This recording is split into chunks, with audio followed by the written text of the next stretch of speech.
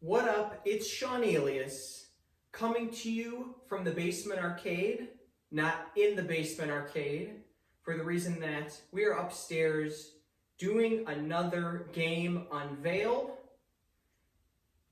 The basement arcade is back. We have returned and the arcade is better than ever and expanding at a rate never before seen. The amount of cabinets in the arcade have doubled since the new year, which is pretty amazing considering the major setback that the flood caused to the area and to the space. So I want to talk a little bit more about the flood, the psychological effect of the flood for sure on me. And for anybody out there who's ever been in a natural disaster, whether it be a flood, or something else, that just caused a lot of property damage, it's really stressful to go through and figuring out what to do when it actually happens. So when the water first came in, my instinctual reaction was to run downstairs and to start trying to save everything that I possibly could.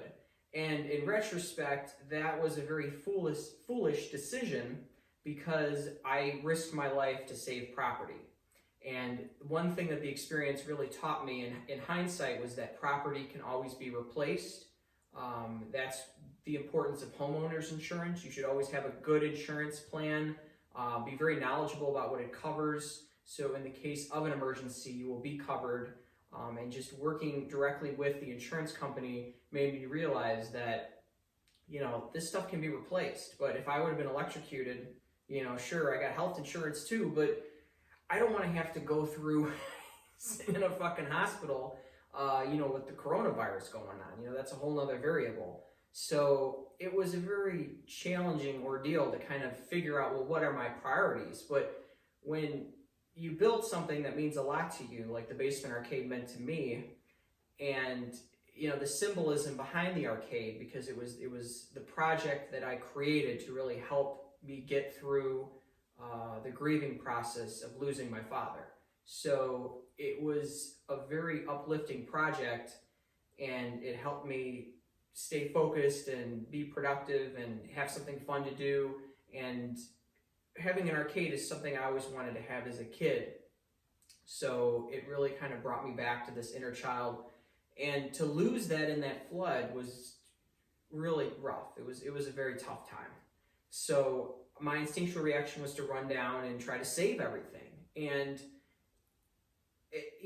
I was able to. And I don't know if I wouldn't have gone down there when I did, if everything would have been destroyed. Most likely it would have. But regardless, everything really came out of the flood okay. And I was eternally grateful that it was able to be salvaged. And although it took a long time to rebuild the actual foundation of the basement, now that that project was done, it wasn't too difficult for me to put everything back in place, which is why I decided now would be the time to further expand the arcade now that everything's back in place. When the flood first happened, my instinctual reaction was to get rid of everything.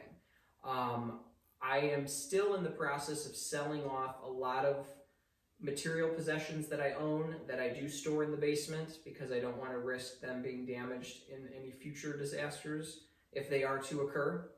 But I decided that the arcade project needs to continue. It didn't really reach its peak yet, and it was growing and growing and growing and scaling up, and I was getting so much more attention from Arcade 1UP, which I am eternally grateful for, and there were just more people that were interested in it on social media. And so to lose it at that pivotal time was difficult, but it motivated me to want to get it back better than ever when everything was said and done, and I had the opportunity to finally rebuild everything. Now we are at that point, and now we are unveiling games like there's no tomorrow. What is underneath this tarp? Well, this is a very important video because this release was a release that I was looking forward to since the basement arcade first began back in November. And I've been talking about this game being released, you know, since CES in January. I mean, I've been hyping up this game release for a long time. This was the one game I was really looking forward to getting this year in the Basement Arcade. I've given tons of hints. There's a lot of hints on the screen right now of what it is. Let's make it happen. The newest addition to the Basement Arcade is none other than NBA Jam, baby. We got the NBA Jam Deluxe Edition, complete with the light-up deck protector, light-up marquee, riser, and stool. This is online play capable. They have the new live online link system that Arcade 1UP has designed so I can play against other people. They're trying to get esports going for NBA Jam Live. So if anybody out there has an NBA Jam cabinet and is playing online, drop me your info in the comments. I'd love to play sometime against you online. And any of my friends who are watching this, pick up one of these bad boys so we can game it up. Because, hey, we're still in quarantine, still not having people over in the arcade, so this is the next best thing. But we got it, baby. We got it. It's been a long time coming, but we got the NBA Jam cabinet for the Basement Arcade, which is going to really top off the game selection as we have.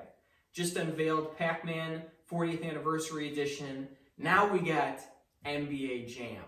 6 cabinets we'll have down there. I'm going to build this thing and debut it. Thank you for watching this video, everyone, and welcome back to the Basement Arcade.